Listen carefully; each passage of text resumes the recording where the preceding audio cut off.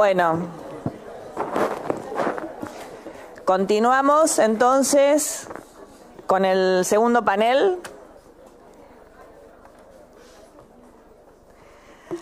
Vamos a arrancar con Sebastián Obregón, que va a hablar por la corriente de abogados laboralistas 7 de julio, abogados y abogadas laboralistas 7 de julio, que nos va a hablar sobre una reforma laboral que tutele de manera efectiva a las personas que trabajan.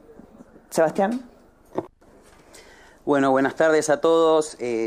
Muchas gracias. La verdad que es un honor para mí, y bueno, representar obviamente tanto a la corriente de abogados y abogadas laboralistas 7 de julio, como a FAOS, al Sindicato de Alimentación también, del cual soy representante. Y bueno, el tema que nos convoca en este momento es si hay alguna alternativa a estas reformas, digamos, que está planteando el gobierno, estos 62 proyectos de reforma que está planteando el gobierno, que realmente protejan a los trabajadores, ¿sí? En ese sentido, bueno, comenzamos la labor analizando cada uno de los proyectos, de los 62 proyectos que están presentados en la Cámara. Ya hacía en su momento, yo bueno, fui asesor en esta Cámara desde el 2014 al 2018, y ya desde esa época obviamente los panoramas políticos dentro del esquema de la Cámara ya se notaban y quedaban muy claros, digamos, y bueno, prácticamente hoy terminamos trasladando, ¿sí? Porque actualmente, bueno, ese sector que representaba políticamente a un grupo, digamos, de capitalistas en realidad en el avenimiento del último tiempo, de la última fase que tenemos vista del capitalismo, el anarcocapitalismo básicamente, sigue insistiendo con que cercenar derechos, con el discurso en realidad, porque en la realidad de los hechos, como bien dijo Julia recién, no se dan los resultados, no se dan los índices, no se da en ningún aspecto, salvo en la hiperconcentración de capitales, ¿sí? Tenemos que tomar en consideración sociológicamente que estamos entrando en un tecnofeudalismo, ¿sí? Donde hay un gobierno de las plataformas virtuales, ¿sí? Ya sea Rappi, Uber, Tesla, y el mundo va hacia eso, y nuestro presidente es alguien que trata de ir también en ese sentido, ¿sí? ¿Y eso qué trae aparejado? Bueno, básicamente trae aparejado que va a haber una hiperconcentración, un estancamiento, y posteriormente una crisis que va a determinar, obviamente, como lo ha determinado desde el análisis que queramos hacer, sea del materialismo histórico o de cualquier otro análisis sociológico, en un conflicto que va a ahondar en un nuevo sistema, ¿sí? Ese nuevo sistema, bueno, vamos a tener que tomar las riendas desde esta Cámara de Diputados y del Senado también, para ver hacia dónde queremos ir en ese sentido, ¿sí? Porque desde acá, la norma, y por el imperativo del artículo 75, tenemos que pensar en las generaciones futuras, ¿sí? La quita de valores éticos, hay un autor sociológico que se llama Zygmunt Bauman, seguramente muchos lo conocen, en Trabajo, Consumismo y Nuevos Pobres, explica expresamente cómo se ha apartado la ética del trabajo y ha sido sustituida por la estética del consumo. Hoy nuestros adolescentes consideran, por ejemplo, que para poder pertenecer, que es una necesidad psicológica y hasta biológica, a un grupo económico, necesito detentar o acceder a ciertos bienes y consumos. Y peor aún, que el acceso a esos bienes y consumos tienen que ser prácticamente como por arte de magia, o sea, sin trabajar, sin estudiar, sin esforzarse, ¿sí?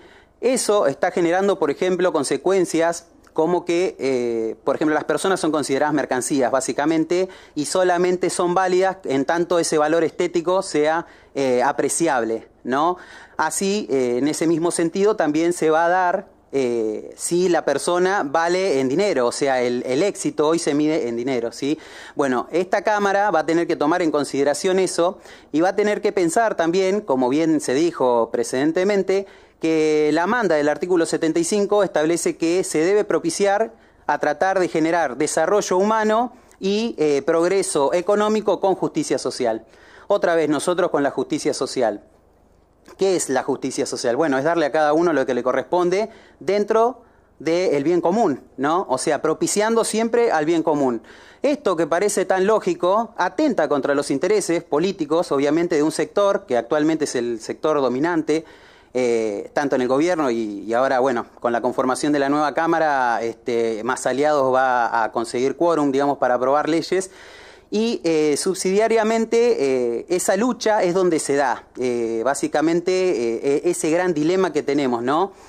El principio, como Foucault establecía, digamos, el poder se ejerce a través del discurso y del alcance de las palabras, ¿sí? Así en Microfísica del Poder, y eso moldea la subjetividad de toda la ciudadanía en base a los conceptos que se desarrollan dentro de esta caja de resonancia y que después replica la sociedad, ¿sí? Entonces, si nosotros peleamos, obviamente, si bien este foro es por la defensa, digamos, del derecho laboral y la justicia social, creo que también tenemos que dar nuestra voz. Por eso estoy orgulloso de pertenecer a este espacio y la verdad que me parece fundamental que pasemos a darle repercusión, tanto en todos los medios que podamos, para defender nuestra postura. Que la justicia social no es una aberración porque es lo que hace a la condición humana, ¿sí? Es lo que nos hace humanos, digamos.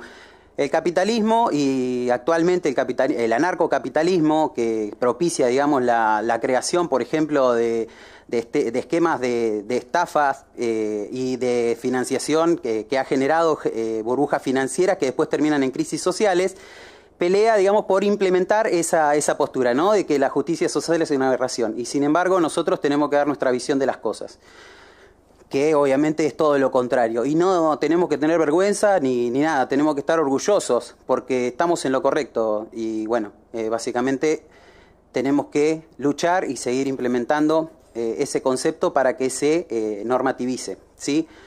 Esto, bueno, obviamente viene receptado desde la Constitución Social de 1949. Es muy difícil exponer la parte normativa porque mis compañeros ya dijeron prácticamente todo el espectro normativo. Pero bueno, analizando las reformas, en principio, los proyectos de reforma, perdón, que hay en este momento, desde ya obviamente se ataca al artículo 9, estableciendo el onus probandi nuevamente sobre el trabajador, según lo que dicen los redactores del proyecto, es la lógica de que el que alega un hecho tiene que probarlo. Pero lo que no entiende, o en realidad sí entiende, digamos, pero que en realidad quiere cambiar, es que la lógica está en que el trabajador, cuando se presenta a trabajar, lo hace en base a una necesidad. Eso le genera una desventaja. No hay una par condictio, digamos, al momento de sentarse a iniciar un trabajo, ¿sí? Entonces, yo me pregunto a ver si alguno de los trabajadores que está acá en algún momento, bueno, salvo que sea una eminencia, se ha sentado a negociar condiciones laborales con su empleador. Bueno, obviamente que no, en el 99% de los casos, ¿sí? Bueno, lo que pretende con esta reforma en ese sentido es obviamente afectar el indubio prooperario. Esto todo en la interfaz individual. También pretende desvirtuar el artículo 66 de la LST, que es muy importante, que ante el cambio de las modificaciones y las condiciones de trabajo, el empleador debería, en principio, por el último párrafo, conseguir una medida cautelar a los fines de poder modificar esas condiciones de trabajo, ¿sí? Eso prácticamente lo quieren suprimir completamente. Después también otra de las reformas regresivas que se va a establecer es volver a incorporar dentro del 103 bis, otra vez insistiendo con los tickets canastas, con la desalarización de las remuneraciones, una lucha que, bueno, que ya sabemos todos, sobre todo los que conocimos a Héctor Recalde, cómo terminó esa pelea.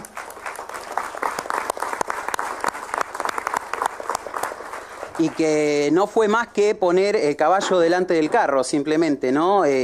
Básicamente el convenio 95 y la recomendación 85 de la OIT lo establece claramente. Después fue receptado por la Corte Suprema de Justicia de la Nación, en Pérez con Disco, en Martínez con Embotelladora y también, con Cervecería y Maltería Quilmes.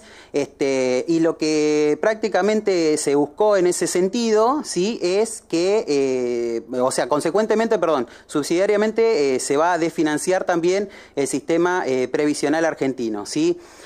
Bueno, la verdad que la regresividad de cada una de las normas que se plantean, digamos, de parte de estos proyectos de reforma, ninguno, hasta que, por lo menos lo que se ha leído en ese sentido, respeta el principio ni de progresividad o no regresividad, ni siquiera el principio pro homine, ¿sí? Como dijo hace poco Gustavo Ciampa, Fíjense que a los trabajadores en muchos casos, en materia de riesgos, por ejemplo, no se le da ni siquiera el estatus de bien de capital. Porque si vos tenés una máquina, tratás de mantenerla para que la máquina no se te rompa.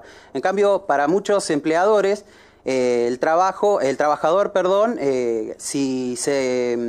el trabajador se accidenta y no puede trabajar más, se lo reemplaza o directamente los mismos compañeros, digamos, le mencionan que o sigue trabajando o hay 1000 afuera que están queriendo su puesto de trabajo. Ese nivel de deshumanización es lo que nosotros pretendemos atacar, ¿sí? Y que tenemos que defender a ultranza. Eso en el ámbito individual de trabajo. En el ámbito colectivo, bueno, también voy a citar a un sociólogo que establece que fue, bueno, también Zygmunt Bauman, digamos, pero en otro libro, que establece que siempre un sector político tiene que buscar un enemigo al cual echarle las culpas, ¿sí? Al cual decirle que culpa de de ese sector, digamos, se generan todos los desequilibrios y que no se puede avanzar ni progresar. Bueno, obviamente ese sector en parte son los trabajadores, ¿sí? Y sobre todo los sindicatos, que son el muro de contención de los derechos de los trabajadores, ¿sí? Bueno, en ese caso, lo que pretenden la mayoría de los proyectos presentados es eliminar la ultraactividad de la ley 14250, que es obviamente que el convenio colectivo de trabajo, una vez pactado, tiene un ámbito de aplicación temporal. Terminado ese ámbito de aplicación temporal, si se elimina la ultraactividad, tendríamos que volver a foja cero. ¿Qué quiere decir? Que, por ejemplo, se eliminaría todos los ítems que contempla el convenio colectivo, como la antigüedad, bueno, depende cada convenio en particular, lo cual haría la negociación prácticamente una desventaja total con respecto a los sindicatos, porque tendríamos que volver a negociar el restablecimiento de las condiciones del convenio, ¿sí? Bueno, eso por un lado. Por otro lado, lo de siempre, que es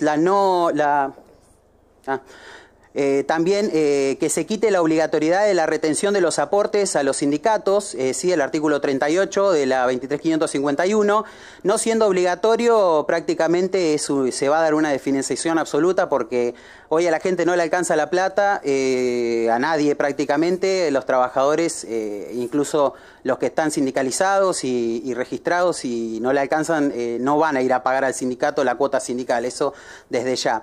También pretenden eliminar, obviamente, el derecho de la realización de asambleas dentro de los establecimientos. Hoy, bueno, el artículo 23 de la ley 23.551, que es un derecho de los trabajadores, se pretende que solamente se puedan realizar si el empleador lo autoriza, ¿sí?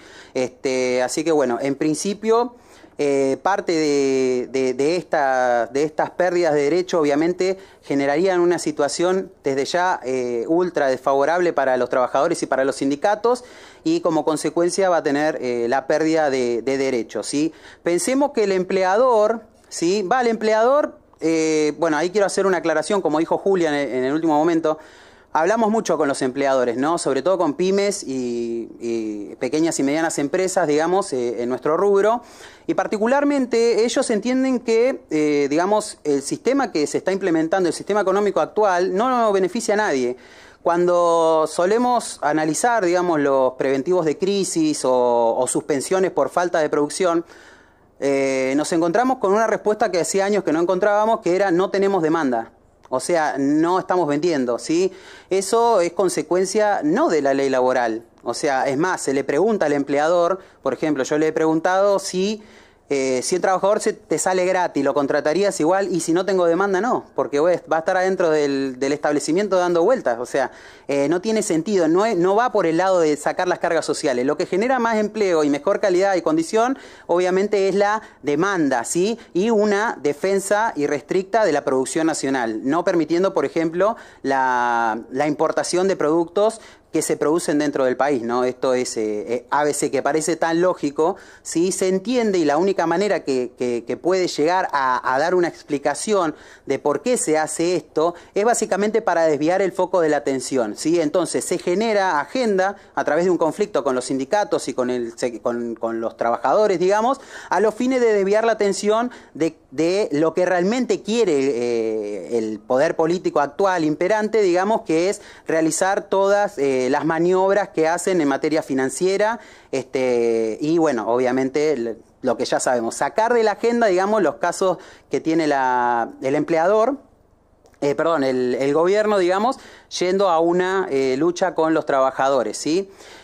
Bueno, para terminar, voy a contar una anécdota que me parece hiper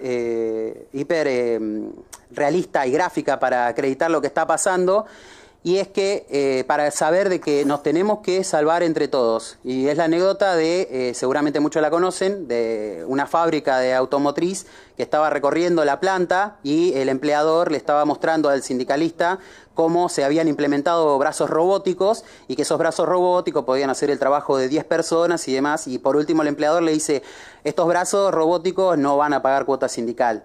Y a lo cual el sindicalista le contesta, sí, pero tampoco te van a comprar autos. Así que entendamos gráficamente, digamos que o nos salvamos entre todos, protegemos la industria nacional y cuidamos el empleo, o esto termina lamentablemente mal. Muchas gracias.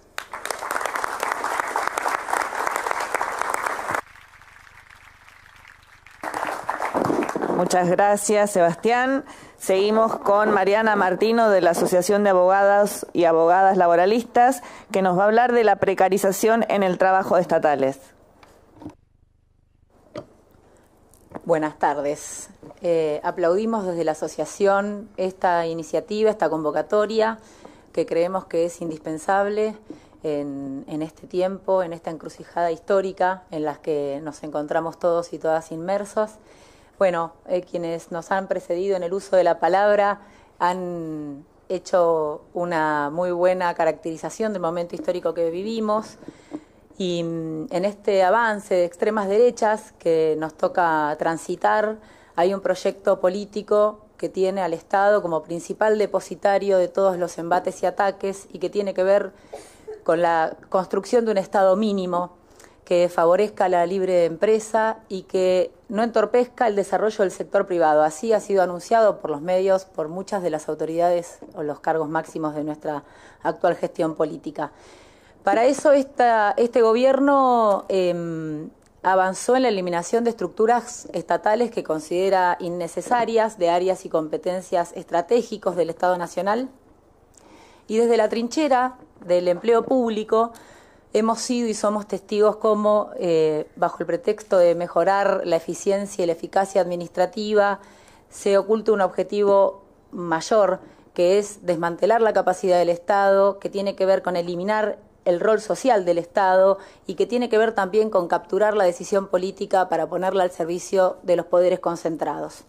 Este desmantelamiento del Estado, este retiro del Estado, fue orquestado, fue implementado a través de un plan integral que comenzó con el fallido DNU 7023, al que rápidamente la Justicia del Trabajo le puso freno y lo declaró inconstitucional, pero se concretó efectivamente con la sanción de la Ley de Bases, que en realidad lo que hizo fue darle legalidad a una situación preexistente. Quienes trabajamos en el sector público, y acá veo, para alegría mía y de muchos y de muchas, somos un montón, la precarización en el Estado llegó hace un montón, no es de ahora.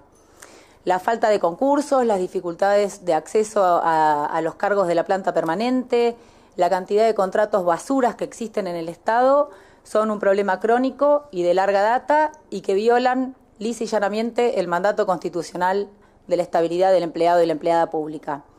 Hace tiempo la precariedad se transformó en la forma la forma natural que asume la relación de empleo en el Estado, y se ha consagrado en la negación de la relación laboral.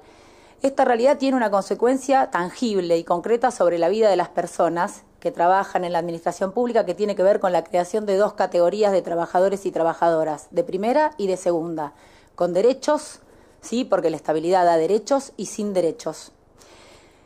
Si bien tengo que decir que desde el 2006, y les diría con una cierta iniciativa política más concreta, en el 2019 se avanzó y se ha logrado ciertos reconocimientos gracias a la acción sindical fundamentalmente.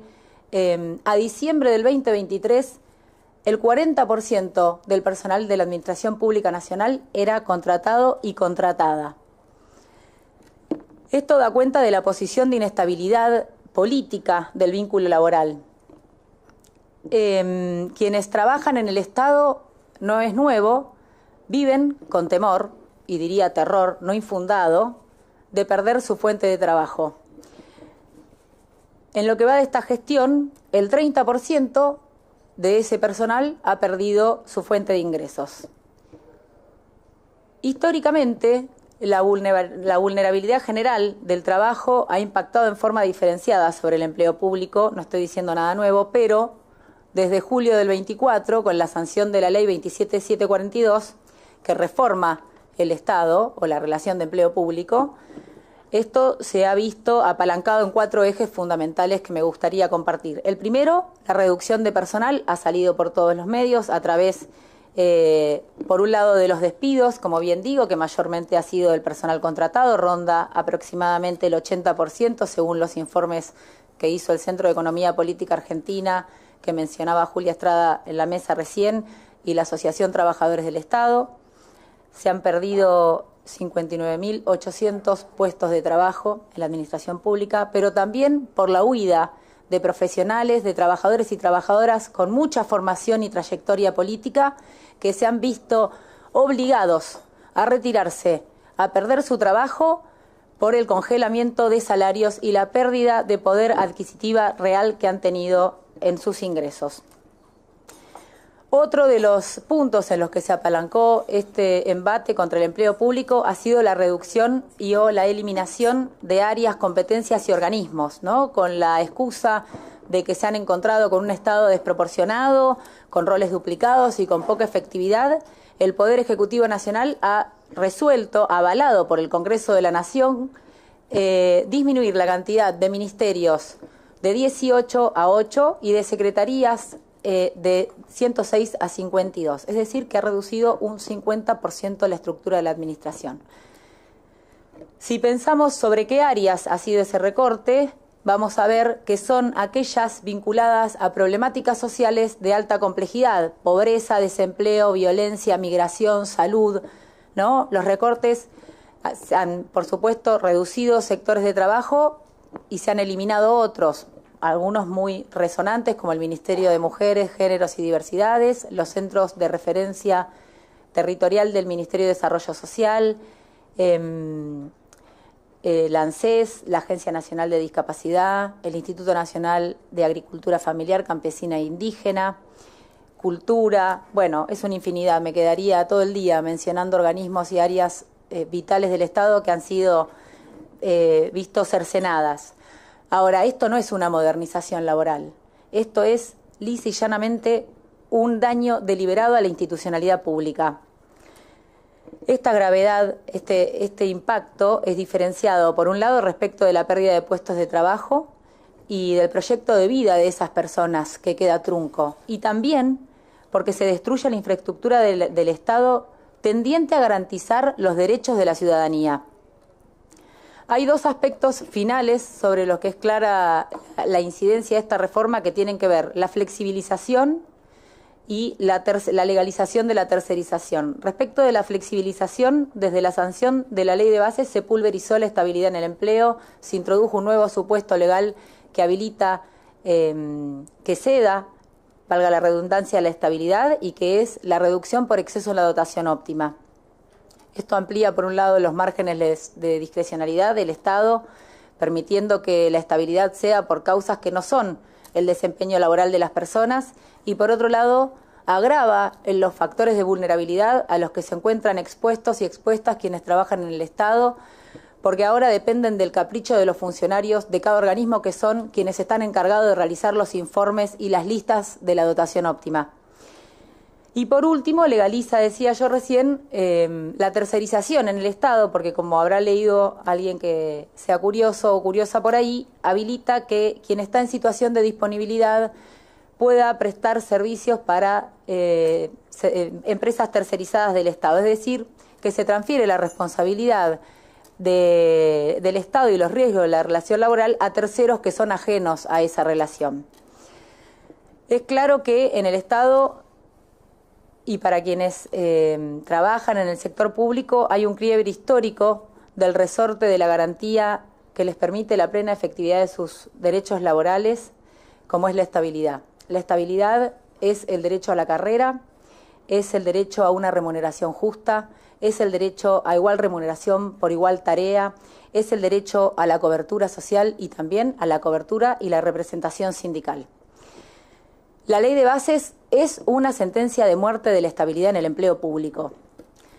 Es un asalto ideológico que busca subvertir la democracia en las relaciones públicas en la administración, que busca desarticular el Estado social de derecho y que busca también desarticular el sistema protectorio del derecho al trabajo que también rige para el empleo público.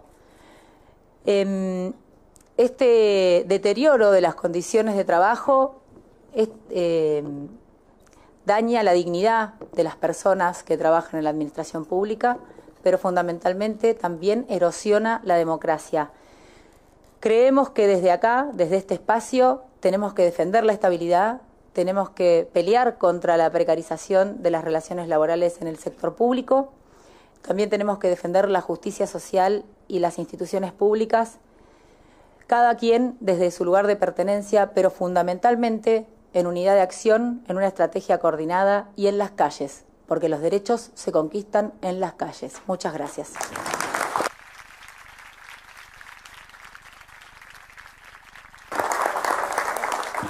No te cortamos. Muchas gracias, Mariana.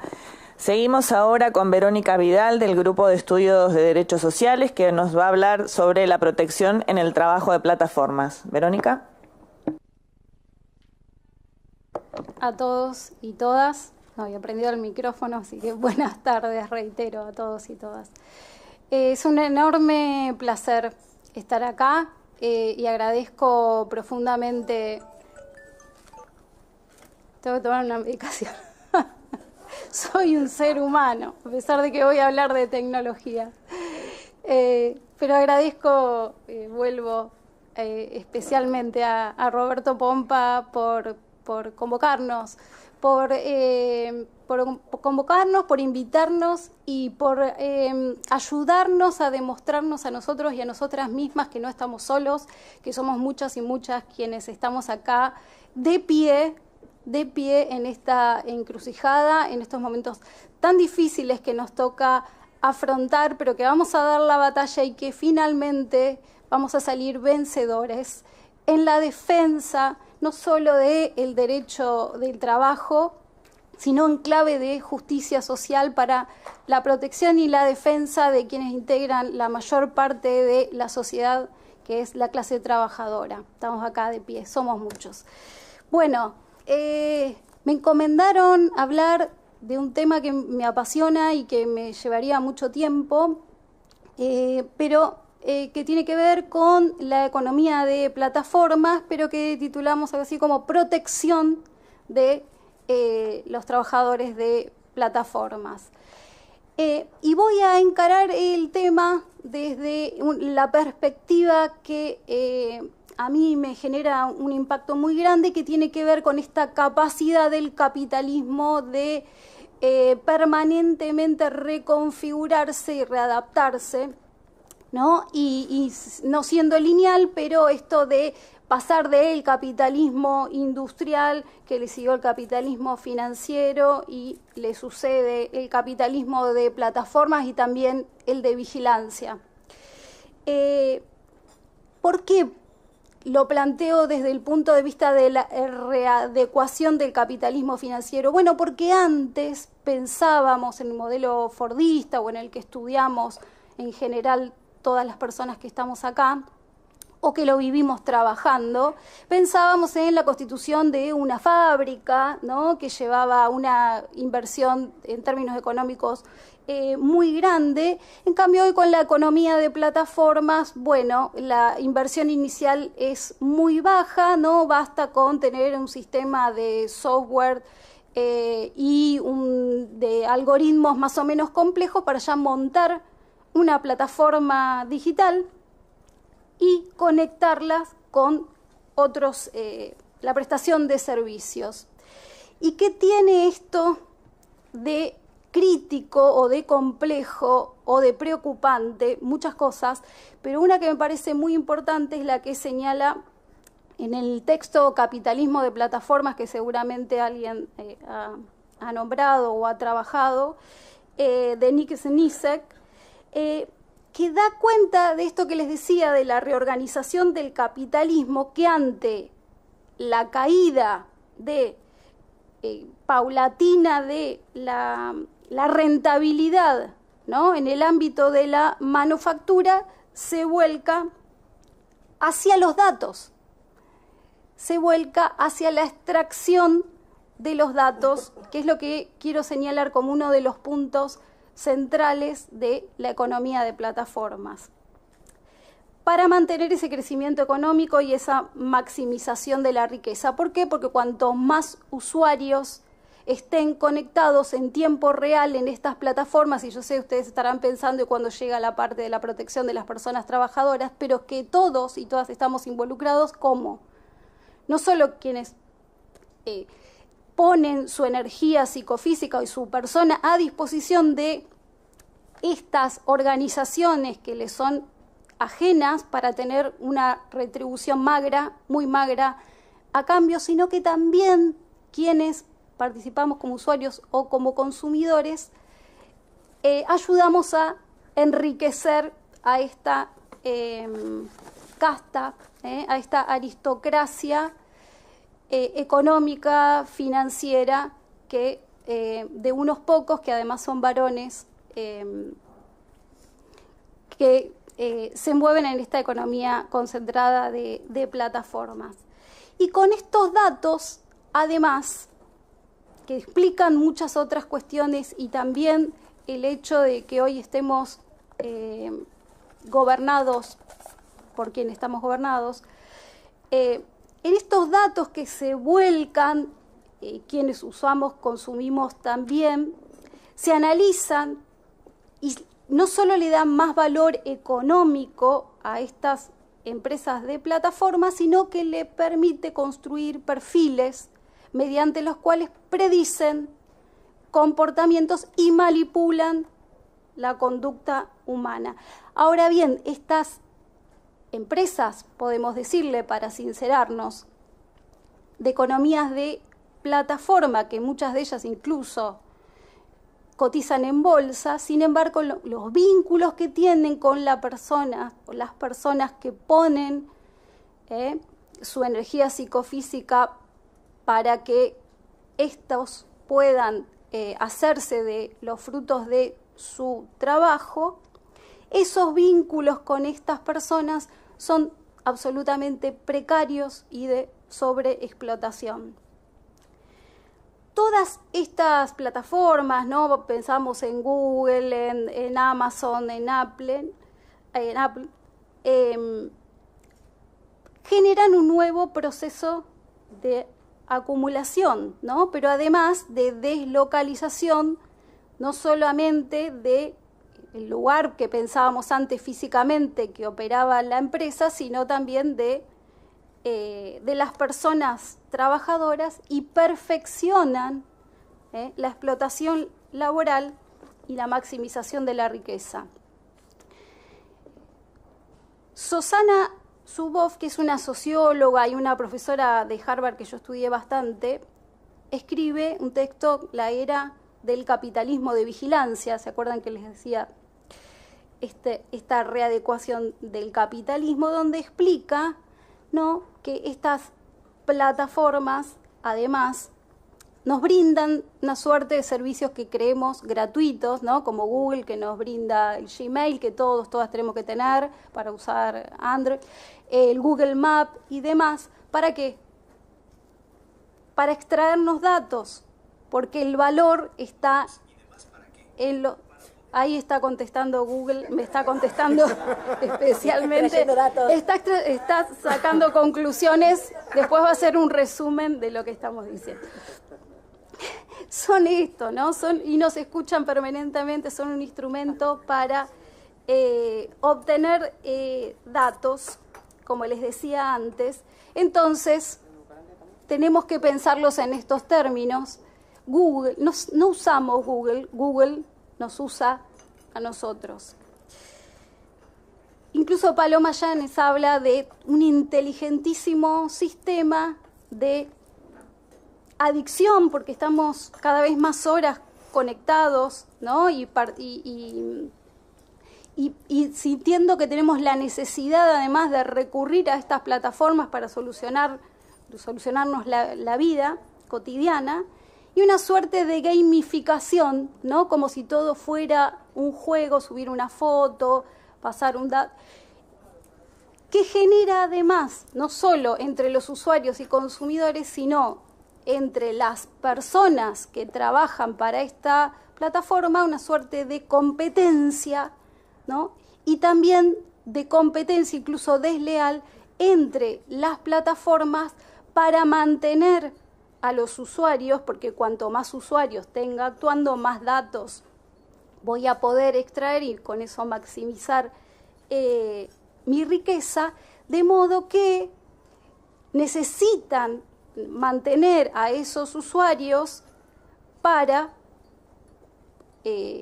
maximizar su riqueza, pero también cumplir entonces con sus caprichos, con sus necesidades, ¿no? Vemos cómo puntúan o no califican a esas personas trabajadoras, y de eso de repente depende la remuneración que reciben, le voy a llamar remuneración.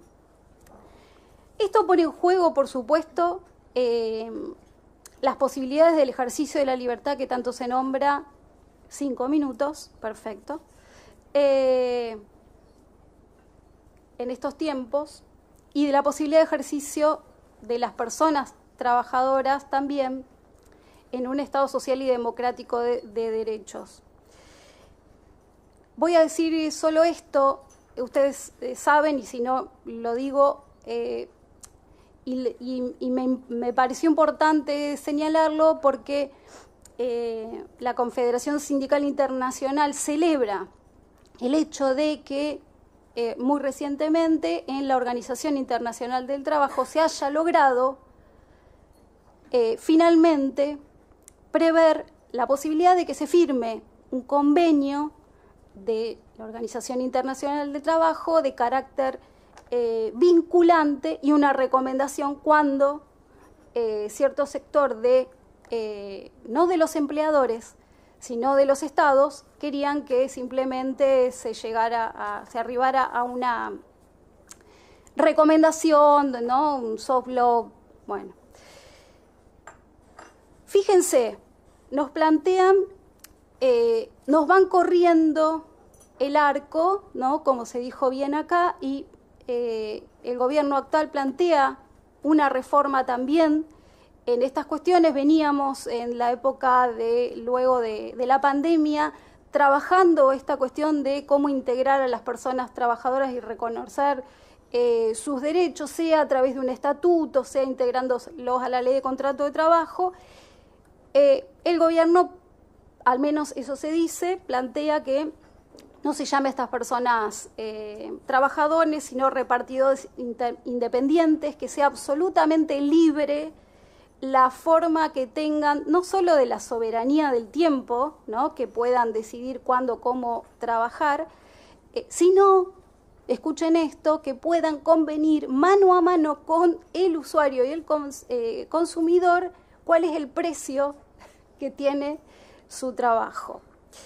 Es gravísimo, pero vamos a seguir dando la batalla porque hay algo de lo que no habla, pero sí habla la opinión consultiva 27, que es de la participación de las organizaciones sindicales en el diseño de políticas públicas en materia y también del diálogo social, en materia de tecnologías, que reconozca la universalidad y la irrenunciabilidad de derechos, garantizando el trabajo digno en los términos del artículo 14 bis y decente, que se adopten medidas, ya termino, legislativas y de otro carácter, centradas en la persona y no en los mercados, que estén dirigidas al reconocimiento de las personas como trabajadores y no como repartidores independientes, como se propone en esta reforma, que se reconozcan los derechos laborales, que se reconozca la posibilidad de formar organizaciones sindicales y ejercer como prerequisito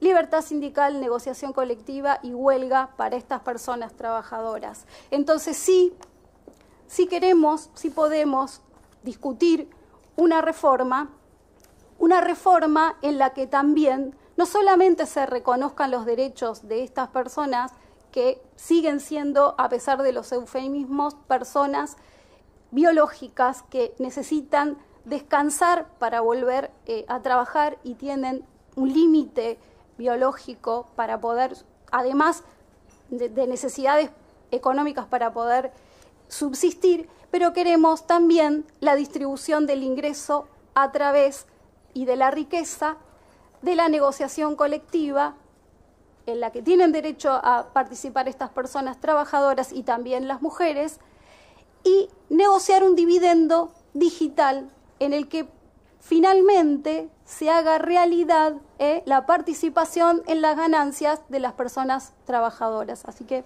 vamos por eso y mucho más. Gracias.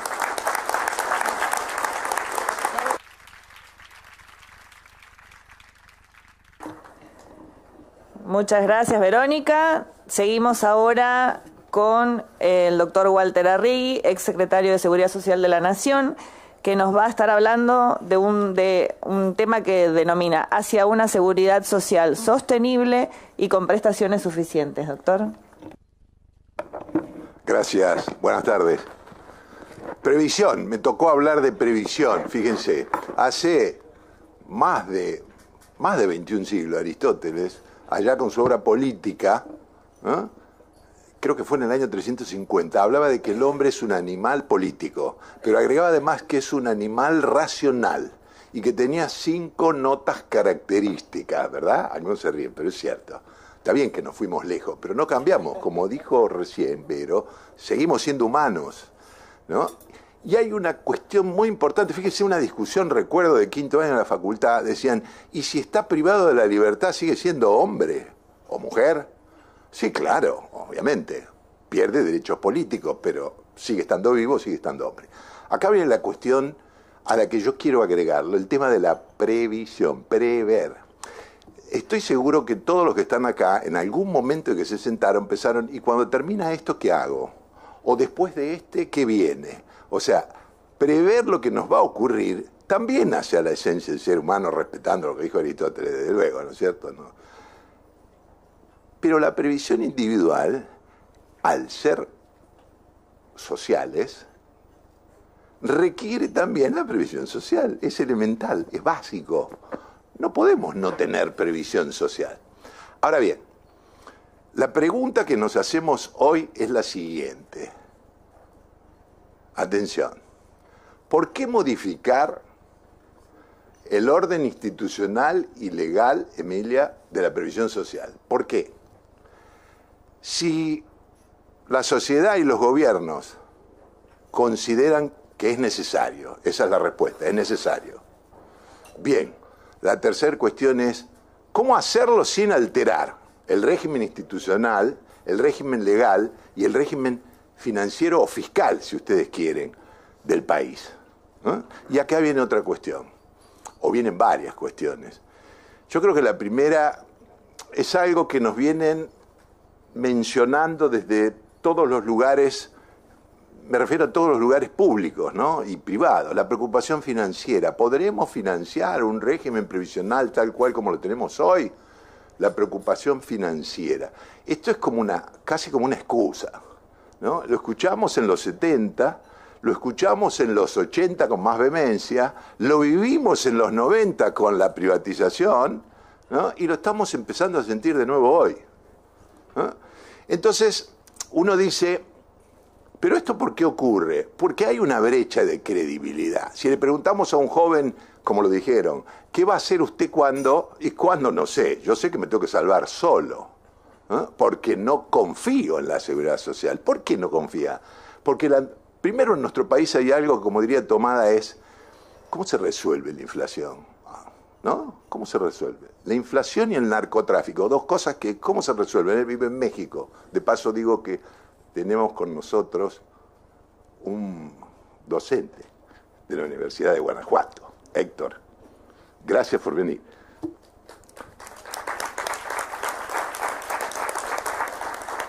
Fíjense, México precisamente tiene dos regímenes, así como nosotros tenemos la ANSES, México tiene dos instituciones, una para empleados públicos y otra para empleados privados, el IMSSE y el ISSSTE, pero a su vez tiene una cosa maravillosa, que es el CIES, una institución a la que el propio México financia, ¿no?, donde los estudios de la seguridad social llegan a ser realmente maravillosos. Volviendo al tema, habría que darle un marco conceptual al tema de las reformas.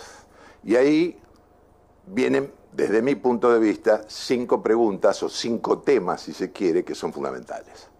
Primero, ¿estamos de acuerdo en que hay que hacer una reforma del régimen previsional porque es injusto, porque el gasto es enorme, porque no lo podemos financiar, porque la vejez es algo que ya cambió? ¿Estamos de acuerdo con eso? ¿Hay aceptabilidad social? Primera cuestión.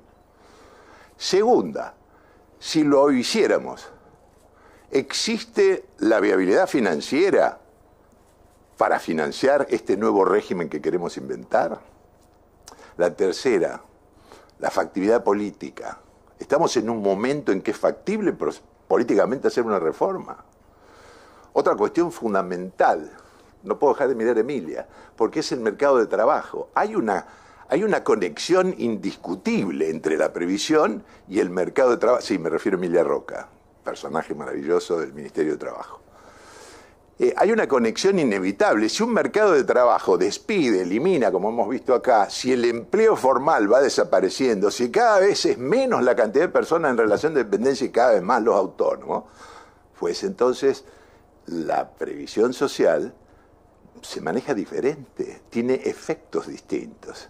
Y lo último, pero como siempre se dice en los escritos, no por eso lo menos importante, no se me molestó esa frase, pero es verdad, es fundamental, y los que hacemos previsión, que hay algunos aquí lo sabemos, es una administración que esté dirigida hacia el beneficiario, ¿o no, Adriana? A ver, si la administración lo único que hace es poner traspiés para iniciar un trámite y abajo dice no es necesario el gestor, pues ¿en qué país vivimos? A ver, ¿no? Recuerdo haber asesorado a más de un gremio, en uno el de docentes, creo que uno de los más difíciles. Una docente me preguntó a principio de año, mire, ¿cómo puedo hacer para jubilarme? Piqui. ¿No? Cumplo la edad en noviembre. ¿No? Bueno, si necesita mi servicio, con todo gusto. Me mandó un WhatsApp hace minutos. Mire, presenté todo en ANSES, pero dicen que está todo mal. Voy a necesitar sus servicios. Esto es lo que no debe ocurrir en un Estado, ¿no? ¿Y por qué ocurre? Si uno se refiere al ANSES, es porque el ANSES, el mayor organismo del país, ha sido administrado en los últimos X años, no involucro a ningún partido político, porque como siempre digo, yo soy un militante de la seguridad social, no de un partido político determinado, ¿no? Entonces, desde hace muchísimos años vemos que el organismo encargado de administrar la seguridad social, o la previsión social más puntualmente, trabaja apuntando sus intereses a otro lugar, ni a los afiliados ni a los beneficiarios. Y entonces viene lo más importante. Si hiciéramos una reforma, ¿qué necesitaríamos? Lo del título. Por un lado, sustentabilidad del sistema, y por el otro, prestaciones, pero prestaciones que sean suficientes. Prestaciones suficientes. Este es el equilibrio que debe lograr cualquier sistema previsional. Esto es lo que un colega alemán diría el yin y el yang de la seguridad social, ¿no? Sustentabilidad por un lado, diría alguien. Recuerdo un periodista, Slotoviazda, que decía, ¿me puede explicar la palabra sustentabilidad? Y yo decía, mira, sustentable es todo aquello a los que se le ingresa fondos. Si pongo fondos es sustentable, ¿verdad? Y para no irme por las ramas, porque el tiempo es tirano, como dicen, voy a permitirme leer. La enorme creciente desigualdad de ingresos y riqueza no sucede por obra y gracia de una deidad, ni es el resultado natural de la vida en común, ni siquiera tiene que ver con el mérito o esfuerzo de los individuos. Es lisa y llanamente la secuela de un orden social y un sistema legal que consolida esta suerte de dictadura del capital. Un régimen en el cual la clase dominante no solo logra sostener el status quo de privilegio en la distribución del ingreso, sino que mediante el diseño de políticas públicas y la incorporación de sucesivas reformas a los sistemas jurídicos, avaladas y sustentadas con conocimientos técnicos, supuestamente objetivos, neutrales, insesgados, logra apropiarse cada vez de proporciones mayores del valor generado por las sociedades, empeorando la ya de por sí insoportable distribución del ingreso. Culpar a la dirigencia, culpar a las sociedades por los horribles resultados sistemáticos y compartidos de las políticas impuestas desde los años 80, desde los centros de poder y la academia dominante, así como sus posteriores reformas, es casi, yo diría, un infantilismo, ¿no?, que pretende perder de vista y ocultar el reemplazo del colonialismo y el imperialismo del sistema mundo anterior del siglo XX por el sistema unipolar sostenido desde lo estructural, fundamentalmente. ¿Por quiénes? Por los que ya mencionamos. El FMI, el Banco Mundial, la Organización Mundial de Comercio, además de Basilea, a partir del fin de la llamada Segunda Guerra Mundial. Así es, el mundo viene siendo sometido a un experimento social de escala masiva que intenta imponer, bajo la bandera abstracta de una libertad entre desiguales, la fuerza de los más ricos sobre el conjunto de la población. Este experimento con humano no solo tiene implicancias sobre la vida material del aquí y del ahora, sino que además moldea las subjetividades, también se dijo acá, convirtiendo lo aspiracional, lo que uno pretende, o lo que todo el mundo pretende,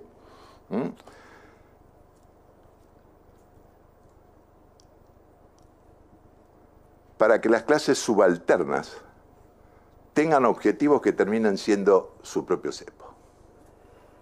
¿Se entendió? Las consecuencias dinámicas de esta situación son el fortalecimiento de la correlación de fuerza de las clases dominantes y, por lo tanto, el resultado es habilitar el diseño de nuevas reformas y políticas públicas que presionan más sobre la cuestión distributiva, agravando la situación. En todo este aparato de arquitectura global orientado a sostener la unipolaridad y el predominio del dólar como moneda global, mejora los resultados económicos del capital a costa de los salarios y niveles de empleo, y por ende el empeoramiento de la distribución del ingreso. Son todas estas herramientas de un impacto tanto o más poderoso que el uso de la fuerza militar. En tal sentido, el ataque sobre los sistemas jubilatorios tiene un papel crucial, y es lógico que así sea, porque en más de uno de los países de Latinoamérica, el mayor gasto del presupuesto nacional lo suponen los sistemas de previsión y seguridad social. En el nuestro casi el 60%, ¿sí? En todo este aparato de arquitectura global nos encontramos con una tarea central para definir y sostener un proyecto dominante, el campo de lo posible. ¿Qué se puede y qué no se puede? Por lo tanto, cualquier proyecto político necesita utilizar recursos, no solo para su desarrollo, sino también en la reproducción de las relaciones de clase. Sin embargo, que alguien no pueda recibir sus vínculos laborales no evita que le extraigan toda la plusvalía posible, más bien todo lo contrario. Por lo tanto, si pretendemos diseñar políticas públicas e instituciones que modifiquen la dinámica distributiva vigente, es condición necesaria atreverse a pensar por fuera del campo de lo posible. Por ejemplo, cuando se habla de seguridad jurídica nos hemos acostumbrado a escuchar y traducir acríticamente la necesidad de proteger los derechos de propiedad, en tanto y en cuanto la relación de dueño-cosa. La respuesta cerebral condicionada e instantánea a dicho concepto es la protección del capital, súbito. ¿No debería ser obvio que son derechos de propiedad de otra clase social, los trabajadores, su jubilación, por ejemplo? Sin embargo, dicho así puede sonar como el intento de relacionar conceptos que no tienen ninguna relación entre sí, por fuera de todo sentido común. Claro, acá también el sentido común es el sentido de la clase dominante. Ni que hablar si enunciamos que los derechos laborales en general, negociación colectiva, vacaciones, jornada laboral, franco, asignaciones familiares, son también derechos de propiedad de la clase trabajadora. Quizás nos digan que no son derechos de propiedad. Me imagino qué diría alguien como César Arese, ¿no? Que es alguien a quien le tengo respeto, ¿no? Y relaciono con previsión y digo, ¿y qué diría Germán Vidal Campos, ¿no? Que dijo, jubilarse es incorporar en el patrimonio el estatus de jubilado. Y esto no se pierde jamás. Lo que no puede discutirse, el correlato de la conceptualización dominante, que en torno a la idea de seguridad jurídica del capital, el sistema vigente está dispuesto a vulnerar cualquier otro derecho. Con el objetivo de fortalecer la seguridad jurídica de unos pocos, se destruye la seguridad jurídica de las grandes mayorías, que no tiene derecho en este sistema ni siquiera a reclamar seguridad jurídica. En este sentido, los sistemas previsionales se han convertido en una obsesión de los economistas y políticos militantes del consenso de Washington. Claro,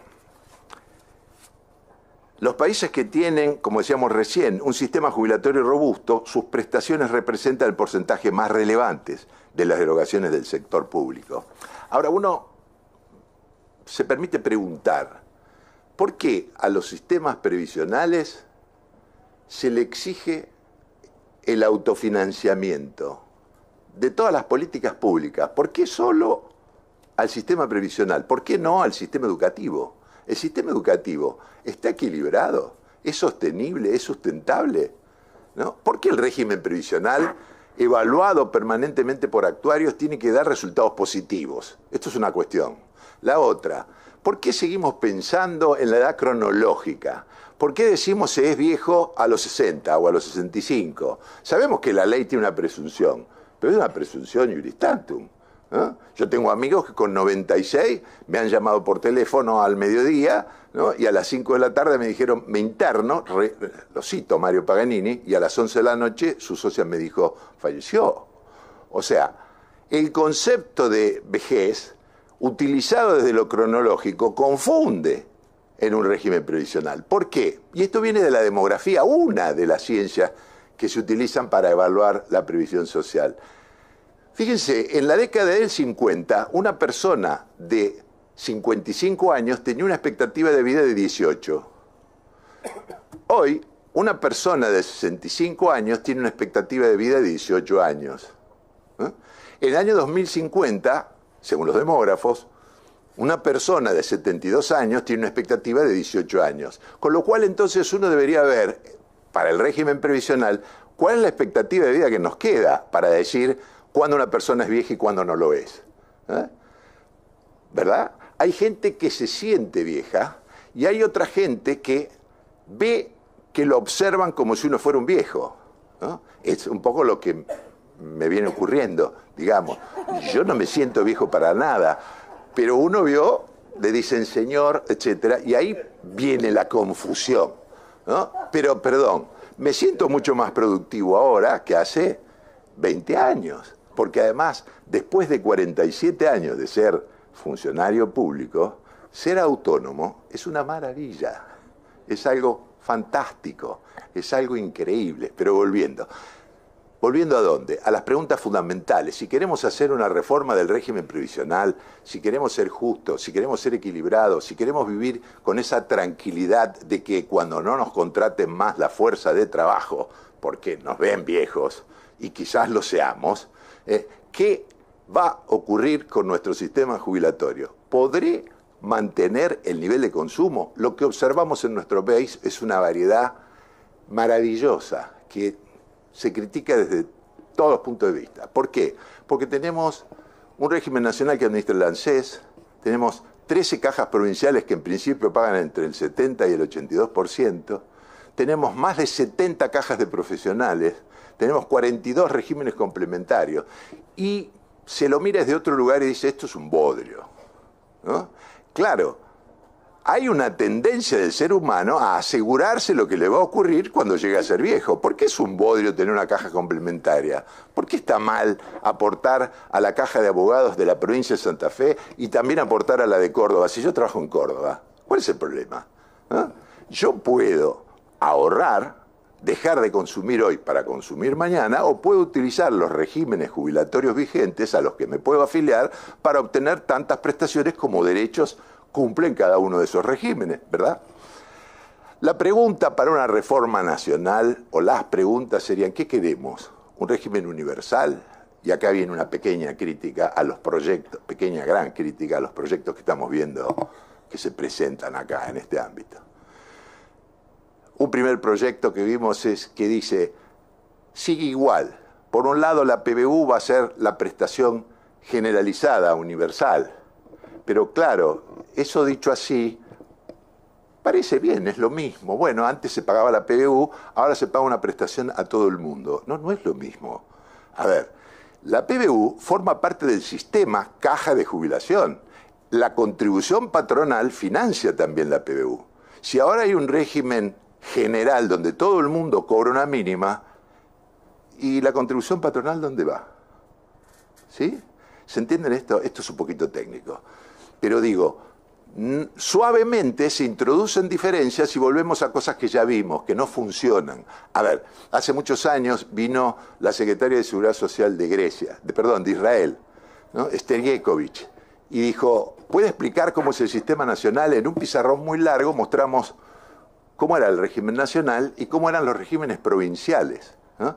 Y entonces, la explicación fundamental, ¿cómo paga el haber el régimen nacional? Bueno, el haber, en esa época, toma el promedio de los 3 últimos años dentro de los últimos 10, o los 5 dentro de los últimos 10, actualizado, y de eso paga el 70%.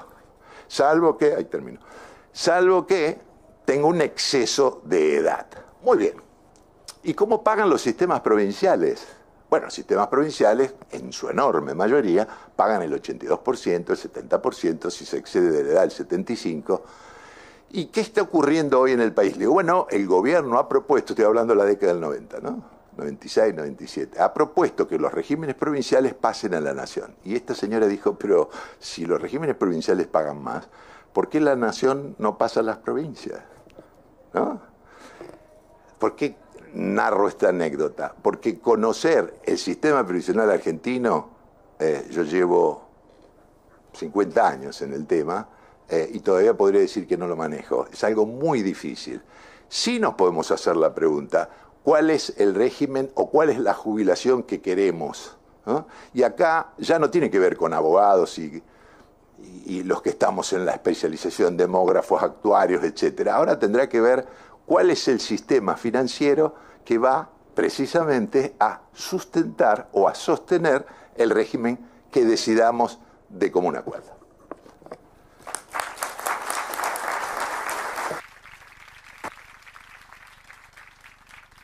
Muchas gracias, doctora Rigui. Para finalizar, le vamos a dar la palabra al doctor Matías Cremonte, de la Asociación Latinoamericana de Abogados y Abogadas Laboralistas, que nos va a hablar sobre Hacia una Carta Sociolaboral Latinoamericana. Buenas tardes a todas y a todos.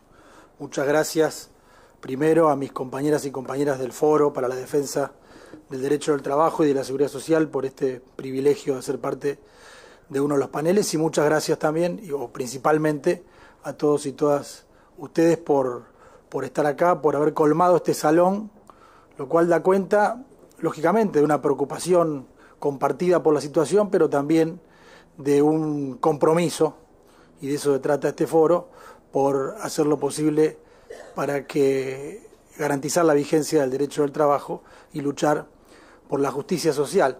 Las caras de cansancio de todos y de todas dan cuenta de una jornada larga. Somos conscientes de que hemos comprimido en algunos paneles muchas disertaciones. Prometo ser lo más breve posible, pero por lo menos algunas 3 o 4 cosas quiero dejar planteadas, ¿no? para un debate que podamos tener en el devenir de todas las actividades que hagamos en este foro. Primero, recordar, para llegar a lo que anunció Silvana, que va a ser el tema o de lo que quiero hablar fundamentalmente, que es Hacia una Carta Sociolaboral Latinoamericana, recordar que el derecho del trabajo, o por lo menos la preocupación por la existencia de tal derecho, nació internacional.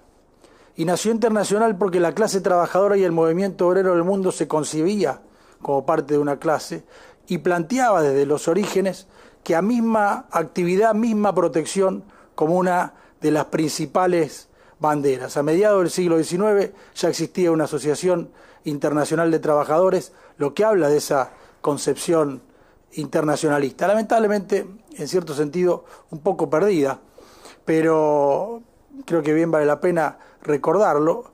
Pero no fue solamente la clase trabajadora la que planteó la necesidad de una protección a nivel internacional, porque también a comienzos del siglo XIX hubo bastantes voces que plantearon esta necesidad. En 1818, por ejemplo, Owen, un empresario escocés, ciertamente filántropo, pero no dejaba de ser un empresario, planteó, y tal vez fue de los primeros, que dijo que era necesario avanzar hacia una protección general de todas las personas que trabajaban cuando no existía ni siquiera la idea de alguna legislación protectoria. Y en 1838 Blanqui, un economista, un político francés, escribió una carta a los soberanos del mundo planteándole la necesidad de proteger a las personas que trabajan, cualquiera sea el país en que lo hagan, y bastante irónicamente decía, si las potencias se ponen de acuerdo para matar hombres, ¿por qué no se podrían poner de acuerdo para hacerle la vida más llevadera? Y seguramente el puntapié inicial en 1891 fue la conferencia de Berlín, convocada por Bismarck en Alemania, donde muy claramente dijo que la única forma de que las potencias avancen en el reconocimiento, que por supuesto ya era en ese entonces un planteo generalizado del movimiento obrero, que avancen en el reconocimiento de protección para los trabajadores y las trabajadoras, debía ser algo que se conciba y se avance de manera concertada entre todos los países productores. Que de no hacerlo todos juntos al mismo tiempo, el resultado iba a ser una tragedia. Y no se equivocó, porque los países no avanzaron en ningún tipo de protección, ni de manera conjunta ni de manera aislada. Las guerras comerciales terminaron en confrontaciones bélicas, la humanidad fue a la Primera Guerra Mundial y efectivamente fue una tragedia sufrida principalmente por la clase trabajadora. Y al salir de esa Primera Guerra Mundial en 1919 es que aparece con mucha firmeza en el propio Tratado de Paz de Versalles la creación de un organismo internacional hasta hoy vigente, la OIT, que se plantea muy firmemente que la única condición para garantizar una paz mundial duradera era justamente la justicia social. Es decir, que en cada uno de los países, parte de esa sociedad de las naciones, debía garantizarse la existencia de una verdadera justicia social. De otro modo, el mundo iría inevitablemente nuevamente a una guerra, y fue lo que aconteció, como todos ustedes saben, porque unos años después estalló la Segunda Guerra Mundial. Pero esa idea del Tratado de Versalles, esa idea de la OIT tiene que ver con algo que está absolutamente vigente hoy, y es la necesidad de establecer un sistema de pisos mínimos. Tratar de terminar con esta idea de que los países, las potencias, los empresarios, el poder económico pueda competir para obtener mayores mercados, más mercados o mayores ganancias en función de una mayor explotación. Eso fue lo que quiso hacer la OIT desde su creación. Eso fue lo que dijeron y siguen diciendo todos los tratados internacionales posteriores a la Segunda Guerra Mundial, desde la Declaración de Filadelfia hasta la Declaración Universal de Derechos Humanos.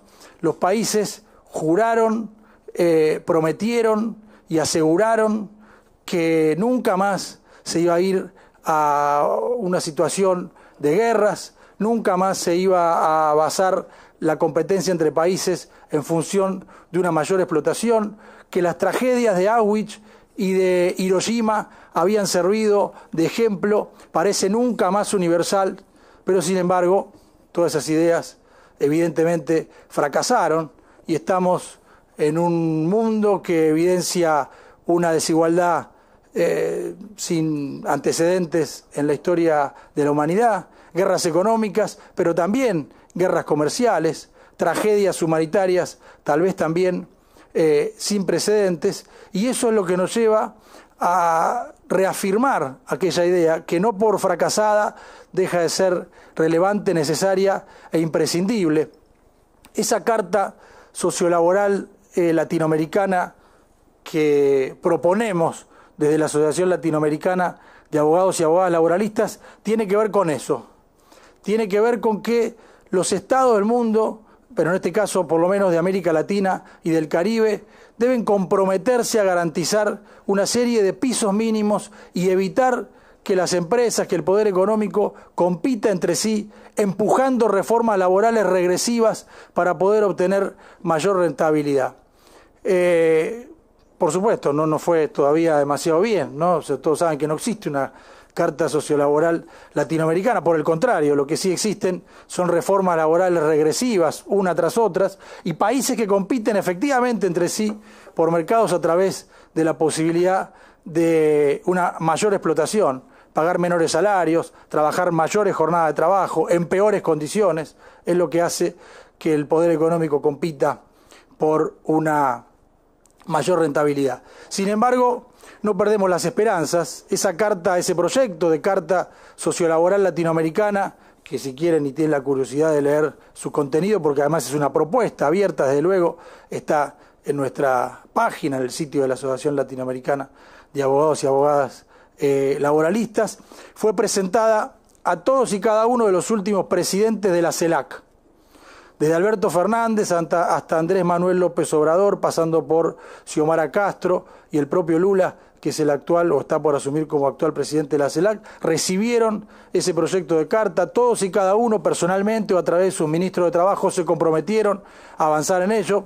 Evidentemente ninguno logró avanzar todavía demasiado, pero por eso tenemos también la esperanza de que sean las organizaciones sociales las que puedan hacer ese planteo. La CELAC Social, el organismo que reúne a la representación de la sociedad y sobre todo de las organizaciones sociales alrededor de los países que son parte de la CELAC, hizo propia la carta y plantea en su declaración fundacional la necesidad de ir de que la CELAC apruebe una carta social que garantice pisos mínimos, porque a pesar de que evidentemente la idea de una carta o un tratado que establezca derechos mínimos en materia de derecho social no haya avanzado con la premura o la solidez que nosotros pretendemos que debiera hacerlo, lo que no hay ninguna duda es que lo que sí avanza es el retroceso en materia de derechos sociales, justamente generando como consecuencia todo lo que la humanidad en algún momento, y que yo recién enunciaba, planteó que debía ser conjurado. La reforma laboral brasilera, tal vez de las primeras en los últimos tiempos, que profundamente implicó una regresión en materia de derechos sociales, inmediatamente fue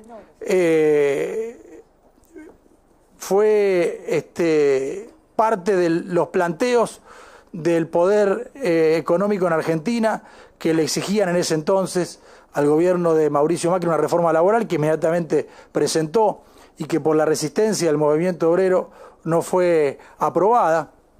Pero esa reforma laboral que rige en Brasil desde 2017, aún con un gobierno progresista como el del Partido de los Trabajadores, que llegó al poder hace poco tiempo, no logró ser revertida.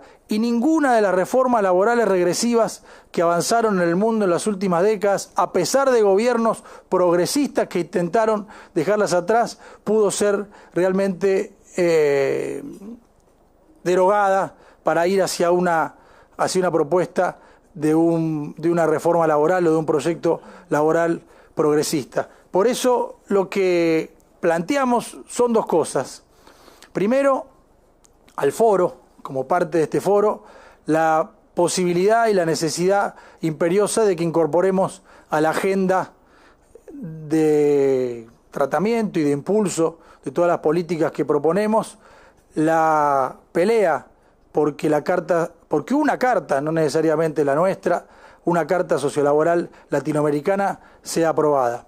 Pero también proponemos en esa misma línea, y ahí ya creo que es un trabajo claramente de todos y de todas los que estamos acá presentes, más allá de que seguramente que lo impulse el foro pueda ser lo más apropiado, porque da cuenta de una pluralidad que nos enorgullece, es frente a esta reforma laboral, frente al proyecto de reforma laboral que conoceremos en pocos días, que indudablemente es regresivo y tal vez de lo más regresivo que hayamos visto hasta ahora, y frente a toda la respuesta que indudablemente vamos a poder dar y que estamos dando todos los días cada vez que tenemos la oportunidad, asegurando que esa reforma no va a cumplir el objetivo de generar empleo, todo lo contrario, esa reforma va a profundizar la pérdida de derechos por un lado y por supuesto la depresión en la economía.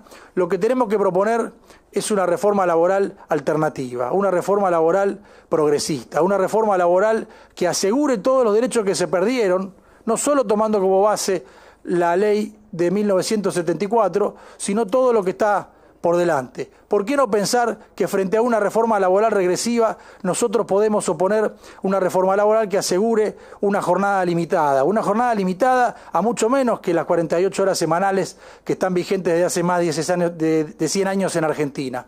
¿Por qué no pensar en el tiempo de descanso? ¿Por qué no pensar en que sea realmente una vigencia efectiva el artículo 116 de la Ley de Contrato de Trabajo, que asegura un salario mínimo vital y móvil, o que debe asegurar un salario mínimo vital y móvil que realmente signifique una vida digna? ¿Por qué dar por hecho que cualquier persona, por el hecho de trabajar, puede perder la vida, puede perder la salud? ¿Por qué no avanzar en una ley de prevención de accidentes y enfermedades laborales? ¿Por qué no avanzar en una ley nacional que asegure la creación de comité mixto de seguridad e higiene en cada lugar de trabajo? ¿Por qué no prohibir, y si no prohibir, limitar lo máximo posible la tercerización y la subcontratación? ¿Por qué no hacer una realidad una ley de licencias que realmente asegure la equiparación entre el hombre y la mujer en la tarea de cuidados? Y bueno, ¿por qué no avanzar en tantas cosas que en tantos foros y eventos como este planteamos que deben ser una realidad y que realmente tenemos hoy la oportunidad para ponerlo como una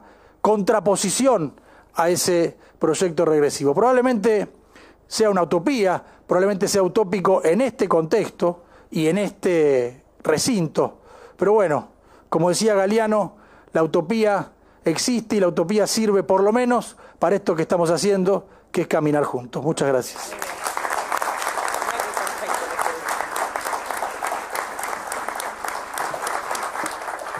Bueno, muchas gracias. Estamos por finalizado este panel y los invitamos ahora para la mesa redonda y cierre.